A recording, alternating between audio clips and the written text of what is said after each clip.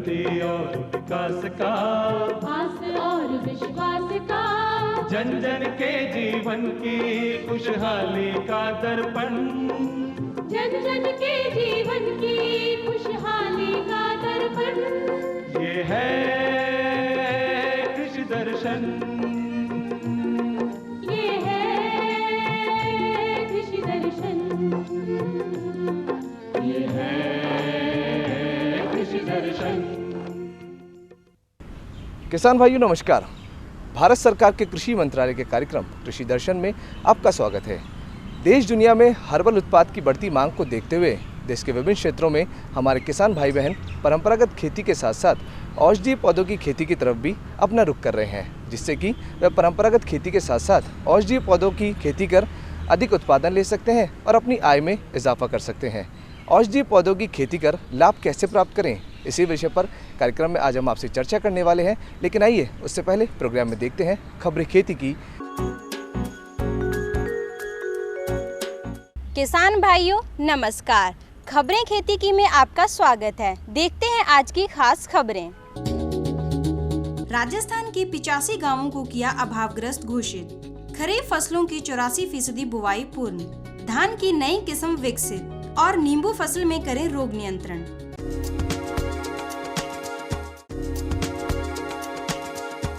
मुख्यमंत्री अशोक गहलोत ने राजस्थान के 85 गांवों को अभावग्रस्त घोषित किया। अभावग्रस्त गांवों के किसानों के लिए आदान सहायता राशि की मंजूरी दी गई। सरकार ने रबी में ओलावृष्टि से प्रभावित गांवों को अभावग्रस्त घोषित किया है। ओलावृष्टि से फसल में हुए खराबे को लेकर सरकार ने गंभीरता दिखाई है। मुख्यमंत्री अशोक गहलोत ने प्रभावित गांवों में किसानों के लिए कृषि आदान अनुदान अधिसूचना को मंजूरी दी है। यह अधिसूचना 33% अथवा ज्यादा खराबे की गिरदावरी रिपोर्ट के आधार पर जारी की गई है। राजस्थान सरकार के मुताबिक रबी में ओलावृष्टि से 11 जिलों में फसलों में खराबा हुआ था। जिला कलेक्टर के माध्यम से फसल खराबे का सर्वे करवाया गया था। सर्वे की रिपोर्ट के आधार पर सरकार ने किसानों को राहत देने का निर्णय लिया है। सरकार ने झुंझुनू जिले के 28, हनुमानगढ़ के 19, भरतपुर के 9, कोटा के 8, सवाई माधोपुर के 6, टोंक और बीकानेर के 4, चूरू, चित्तौड़गढ़, बाड़मेर के 2 गांवों को अभावग्रस्त घोषित किया है। इसी तरह अलवर जिले के 1 गांव को अभावग्रस्त घोषित किया गया है। राजस्थान में खरीफ फसलों की बुवाई 1 करोड़ 38 लाख हेक्टेयर क्षेत्र में हो चुकी है, जो कि कृषि विभाग द्वारा तय लक्ष्य से 84% है। मानसून की आंख मिचोली के बीच प्रदेश में खरीफ फसलों का बुवाई क्षेत्र बढ़ रहा है। फिलहाल मौसम शुष्क बना हुआ है। मौसम विभाग ने आगामी दिनों में बारिश होने का अनुमान जारी किया है। कृषि विभाग के मुताबिक प्रदेश में इस साल 1 करोड़ 63 लाख हेक्टेयर क्षेत्र में खरीफ फसल बुवाई का लक्ष्य रखा गया है। लक्ष्य के अनुपात में खरीफ फसलों की बुवाई 1 करोड़ 38 लाख हेक्टेयर क्षेत्रफल में हो चुकी है। खरीफ की मुख्य फसल बाजरे की बुवाई 36,55,000 हेक्टेयर क्षेत्र में हुई है।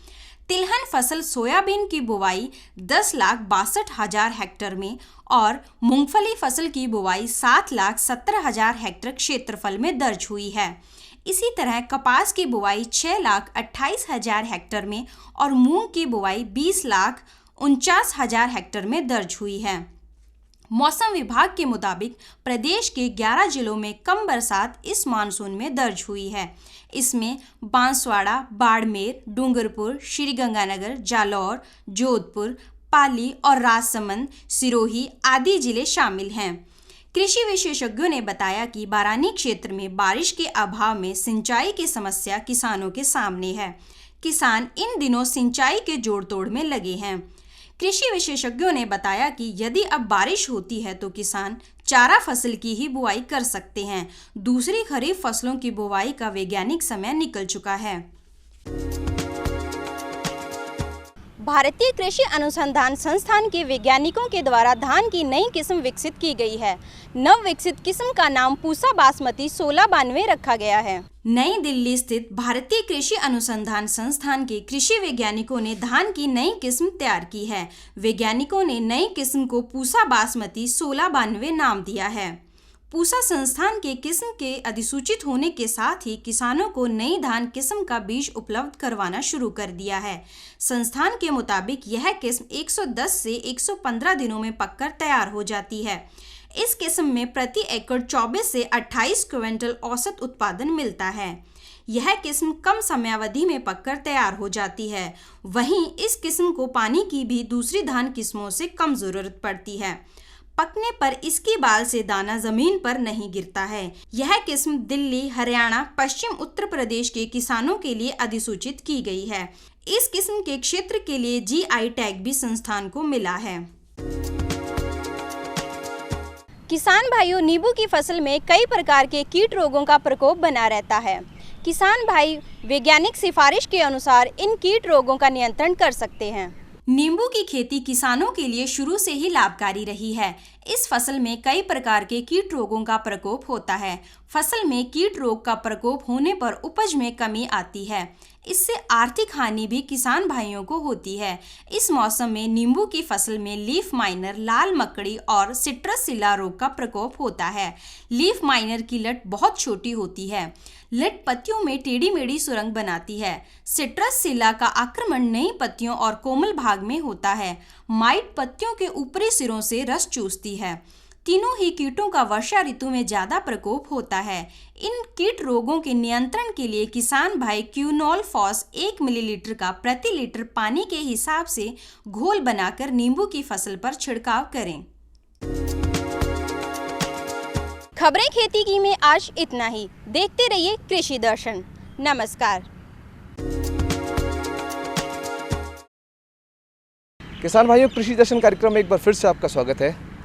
कृषि दर्शन कार्यक्रम हमेशा से किसान भाइयों का हितैषी प्रोग्राम रहा है, जो खेती में होने वाले नए नए नवाचारों की जानकारी लेकर हर दिन किसान भाइयों के लिए हाजिर होता है। आज जैसा कि कार्यक्रम की शुरुआत में हमने आपको बताया कि औषधीय पौधों की खेती कर कैसे लाभ प्राप्त करें, इसी विषय पर आपको महत्वपूर्ण जानकारी देने और आपसे चर्चा करने विशेषज्ञ के तौर पर कार्यक्रम में हमारे साथ जुड़े हैं विशेषज्ञ बोलताराम मीणा जी। सभी किसान भाइयों को नमस्कार। आज हम बात करेंगे औषधीय पौधों की खेती एवं लाभ के बारे में। सबसे पहले मैं आपको बता दूं कि भारत की जनसंख्या जिस हिसाब से बढ़ रही है, इस बढ़ती हुई जनसंख्या को हमें भोजन उपलब्ध करवाने के लिए बहुत सारी जो हमारे पास जो अवेलेबल जो उपलब्ध ज़मीन है उसमें ज़्यादा से ज़्यादा उत्पादन करना होगा। इसी दिशा में माननीय प्रधानमंत्री श्री नरेंद्र मोदी जी का कहना है कि 2022 तक किसानों की आमदनी दुगनी करना है। तो किसानों की आमदनी दुगनी करने के बहुत सारे विकल्प हमारे पास है। इन जो बहुत सारे विकल्प हैं उनमें से एक औषधीय पौधों की खेती का विकल्प सबसे अच्छा विकल्प है। औषधीय पौधों की खेती अगर कोई किसान करे तो वो अपनी आमदनी निश्चित तौर पर दुगनी कर सकता है। तो मैं आपको बता दूं, राज्य सरकार और भारत सरकार ने भी औषधीय पौधों की खेती के लिए कुछ मिशन और कुछ योजनाएं चला रखी है। उनमें से एक आयुष मिशन है। आयुष मिशन के तहत जो भारत सरकार हमारी किसानों को कुछ सब्सिडी देती है, जिससे कि वो ज़्यादा से ज़्यादा अपनी जो भूमि है उसमें औषधीय पौधे लगा सकें।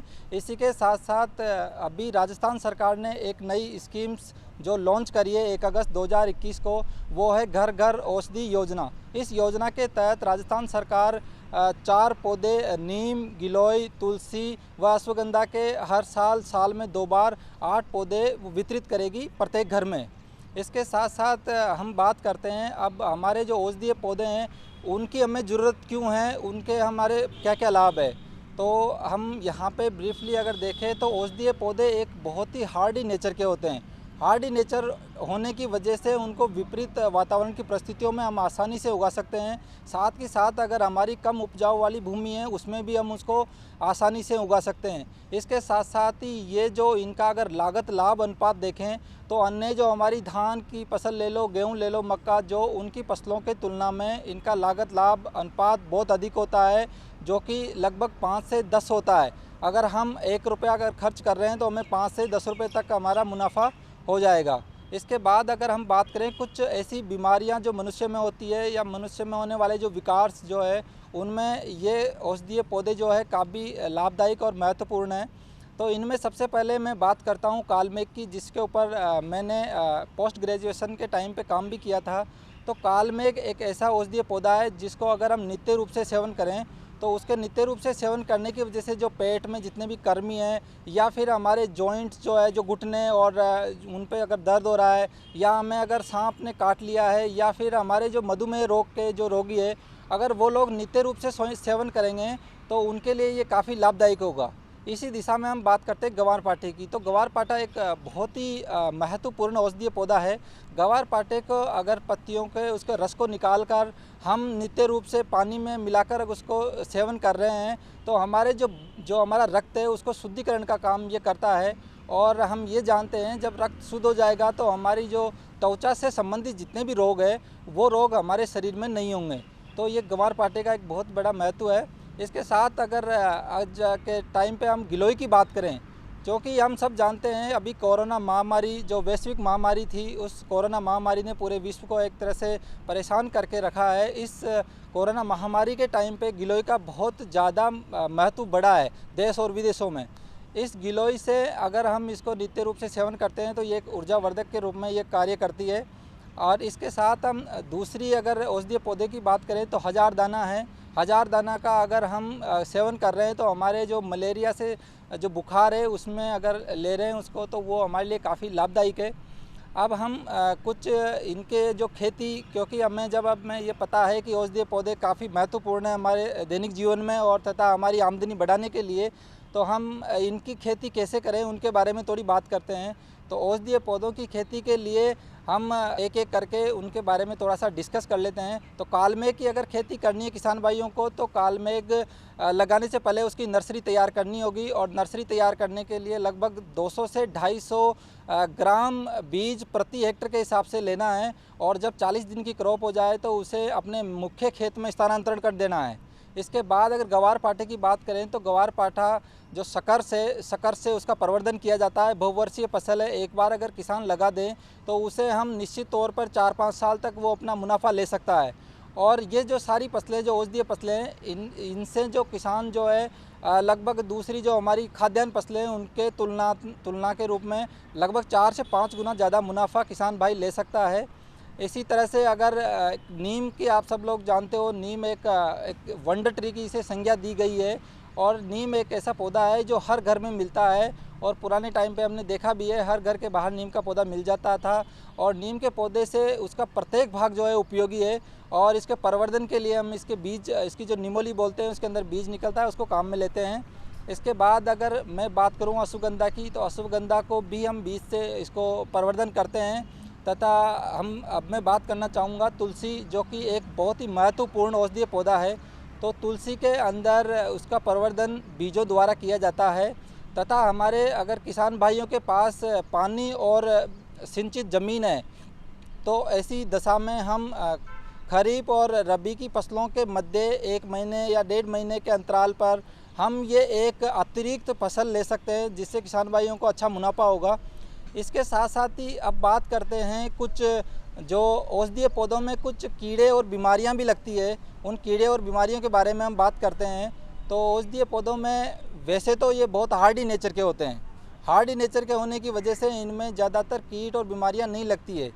फिर भी कुछ एक कीट ऐसे हैं जो सूक्ष्म कीट हैं जो इनका रस चूसते हैं पत्तियों का, ऐसे कीट उसमें लगते हैं। तो ऐसे कीटों को नियंत्रित करने के लिए इमिडाक्लोप्रिड 0.2% प्रतिशत के घोल का छिड़काव करें नियमित अंतराल पर, जिससे कि उसको हम आसानी से नियंत्रित कर सकें।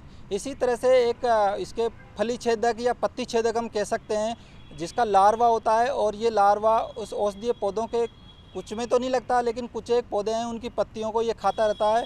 और पत्तियों को खाने की वजह से हम इस लार्वे को अगर टाइम पर या समय पर नियंत्रित नहीं करेंगे तो उससे हमारी फसल में नुकसान हो सकता है। तो इस लार्वे को नियंत्रित करने के लिए हमारे पास मेटासिस्टोक्स एक पेस्टिसाइड है, उसको हम काम में ले सकते हैं। इसके साथ साथ ही अगर इसमें व्याधियों की बात करें तो जनरली औषधीय पौधों में कोई खास कोई व्याधि आती नहीं है। फिर भी एक जो कुछ विषाणु जनित बीमारियां हैं जो आती है औषधीय पौधों में, विषाणु जनित बीमारियां हम सब जानते हैं कि ये विषाणु एक इसको फैलाने के लिए कीट मुख्य रूप से भूमिका निभाते हैं। तो हमें विषाणु को हम नियंत्रित नहीं कर सकते, हमें कीट को नियंत्रित करना है। और कीट को नियंत्रित करने के लिए हमें मेटासिस्टोक्स हम कह सकते हैं, इसके साथ साथ रोगोर हम काम में ले सकते हैं। इन सब का दवाइयों का इस्तेमाल करते हुए हम इस विषाणु जनित रोगों को कुछ हद तक रोक सकते हैं। इसके साथ साथ जीवाणु जनित बीमारियों की बात करें तो जीवाणु जनित बीमारियों में इससे ब्लाइट, जिसे इसमें हम हिंदी में अंगमारी रोग बोलते हैं, ये अंगमारी रोग काफ़ी ज़्यादा प्रचलित है औषधीय पौधों में। और ये तुलसी, इसके साथ साथ अश्वगंधा, कालमेघ आदि में ये होता है। और इस अंगमारी रोग को नियंत्रित करने के लिए एक जो पीड़कनाशी है स्ट्रेप्टोसाइक्लिन को हमें काम में लेना है। उसका 0.2% के घोल का हमें छिड़काव करना है, जिससे कि ये जीवाणु जनित बीमारी अच्छे से नियंत्रित हो सकेगी। इसके बाद हम बात करते हैं, क्योंकि हमने उसके इतने महत्व बता दिए हैं औषधीय पौधों के, इसके साथ साथ ही उसके कुछ कीड़े बीमारियों का प्रकोप भी बहुत कम है, फिर भी हम देख रहे हैं किसान भाई इसे लगाते नहीं है। तो एक मुख्यतया जो समस्या आती है औषधीय पौधों की खेती में वो है इसके मार्केटिंग या फिर विपणन की। तो विपणन की समस्या एक बहुत बड़ी विकट समस्या है औषधीय पौधों की खेती करने में। तो मैं आपको बताना चाहूँगा कि नीमच के अंदर एक बहुत बड़ी मंडी है। तो किसान भाई अपना जो भी औषधीय पौधे वो उगा रहे हैं उनको डायरेक्ट वो नीमच के अंदर जो औषधीय पौधों की मंडी है वहाँ उनको बेच सकते हैं। इसके साथ साथ ही एक ऑनलाइन प्लेटफॉर्म भी है जहाँ पे भी किसान भाई औषधीय पौधों को डायरेक्ट वो वहाँ पे बेच सकते हैं। राष्ट्रीय, जिसे हम नेशनल मेडिसिनल प्लांट बोर्ड बोलते हैं, तो वहाँ पे भी किसान भाई उसे बेच सकते हैं। इसके साथ साथ ही मैं कहूँगा कि औषधीय पौधों में बहुत सारी अपार संभावनाएं हैं।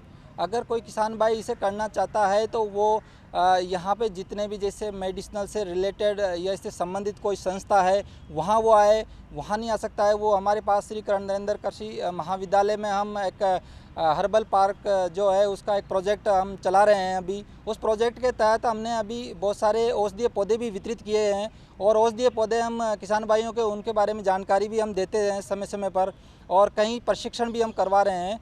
तो अगर किसी किसान भाई को हमसे उससे संबंधित अगर जानकारी चाहिए औषधीय पौधों की खेती से संबंधित, तो वो निश्चित तौर पे हमारे पास श्री करण नरेंद्र कृषि महाविद्यालय में आए और उसकी जानकारी लेवें। मैं आपको बताना चाहता हूँ कालमेघ, जो कि एक बहुत ही महत्वपूर्ण औषधीय पौधा है, उसके बारे में थोड़ा आपको विस्तार से मैं बता दूं, क्योंकि इस पौधे पे मैंने काम किया है और मुझे इसके बारे में थोड़ी अच्छी जानकारी है। तो मैं सभी किसान भाइयों को ये बताना चाहता हूँ कि ये एक ऐसा पौधा है जिसमें अगर आप इसको लगा रहे हैं तो आप अपनी आमदनी दुगनी नहीं, आप 4 गुना तक कर सकते हैं। जैसा कि माननीय प्रधानमंत्री जी ने कहा है कि 2022 तक किसानों की आमदनी दुगनी करना है, तो दुगनी से हटा के मैं आपको कहूँगा कि आप कालमेघ लगाइए और आप अपनी आमदनी दुगनी से छोड़कर आप 4 गुना आप कर सकते हैं। अब वो आप कैसे करेंगे, तो मैं आपको बताना चाहूँगा कि आप अगर किसी भी खेत में अपने 1 हेक्टेयर में अगर आप कालमेघ लगा रहे हैं तो आप 200 से 250 ग्राम आपको बीज की आवश्यकता होगी। सबसे पहले आपको नर्सरी में लगाना होगा। नर्सरी में लगाने के बाद 40 दिन बाद उसको मुख्य खेत में स्थानांतरित करना होगा। स्थानांतरित करने के बाद जब इसमें फूल आने की स्थिति हो उस टाइम पर इसकी कटाई करनी है। कटाई करने के बाद इसको छाया वाले स्थान पर इसको सुखाना है। सुखाने के बाद इसमें कुछ भी नहीं करना है, इसके बीज नहीं निकालने हैं आपको, इसकी पत्ती नहीं निकालनी है। पूरा पौधा आप इसको उस पैकेट में पैक कर आप बेच सकते हैं और आप यकीन नहीं करोगे, ये 200 रुपये किलो आपके मार्केट में बिकता है। तो आप अगर 1 हेक्टेयर में आप कालमेघ की फसल ले रहे हैं तो आप तकरीबन 5 से 7 लाख रुपए का सकल जो लाभ है वो ले सकते हैं। तो मैं सभी किसान भाई से कहना चाहता हूं कि आप कालमेघ की खेती की तरफ आप अपना जोर दें। साथ ही साथ मैं ये भी कहना चाहूँगा कि कालमेघ एक ऐसी औषधीय फसल है जिसमें कोई भी कीट और बीमारियाँ नहीं लगती है, क्योंकि ये बहुत कड़वा होता है। कड़वा होने की वजह से इसे कड़वाहटों का राजा भी बोलते हैं, किंग ऑफ बिटर बोलते हैं। और ये नीम से लगभग 10 गुना कड़वा होता है। अगर आपने एक पत्ती भी सुबह सुबह इसकी खा ली तो ये समझ लीजिए पेट से संबंधित आपके कोई बीमारी कभी नहीं होगी। इसके साथ साथ ही अगर हमारे जो खेत है जिसमें हम दूसरी कोई फसल ले रहे हैं उसकी अगर चारों तरफ मेड़ पर कालमेघ की बुआई आपने कर रखी है, तो उस कालमेघ की बुआई करने की वजह से कोई कीड़े बीमारी या कोई जानवर आपकी जो मुख्य फसल है उसको नुकसान नहीं पहुंचाएंगे। तो मैं ये कहूँगा कि इसकी बहुत सारी खूबियाँ हैं और इन सभी खूबियों को देखते हुए आप कालमेघ की तरफ किसानों को आकर्षित होना होगा और अपने जो हमारी जो आमदनी बढ़ानी है उसमें, क्योंकि ये बहुत कारगर सिद्ध होगी। और इसके साथ साथ ही मैं आपको और बताना चाहूँगा कि इसके कुछ किसान भाइयों के ये प्रश्न आते हैं कि इसमें विपणन की समस्या आती है।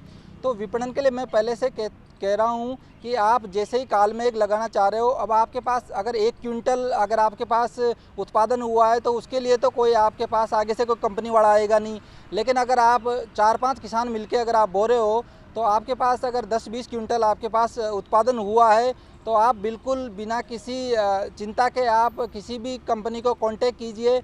वो डायरेक्ट आपका जो माल है, जो डायरेक्ट आपकी जो फसल है उसको खेत से वो लेने आ जाएंगे और आपको अच्छा मुनाफा मिलेगा। तो मैं आशा करता हूं कि ये कालमेघ के बारे में आपको जो जानकारी दी गई है वो आपको पसंद आई होगी। धन्यवाद। तो किसान भाइयों, आज आपने जाना औषधीय पौधों की खेती से लाभ किस प्रकार प्राप्त किया जा सकता है। कार्यक्रम में दी हुई जानकारी से हमारे किसान भाई बहन लाभान्वित भी होंगे। अगर आप कार्यक्रम से जुड़ना चाहते हैं या हैं आपके कोई सुझाव तो हमें लिख भेजिए। हमारा पता है कृषि दर्शन, DD राजस्थान, दूरदर्शन केंद्र, जयपुर। आप हमें ईमेल भी कर सकते हैं। हमारा ईमेल एड्रेस है krishidarshanjaipur@gmail.com। तो किसान भाइयों, कार्यक्रम कृषि दर्शन में आज सिर्फ इतना ही। कल फिर मुलाकात होगी एक नए विषय पर, नई जानकारी के साथ। तब तक के लिए दीजिए इजाज़त। नमस्कार।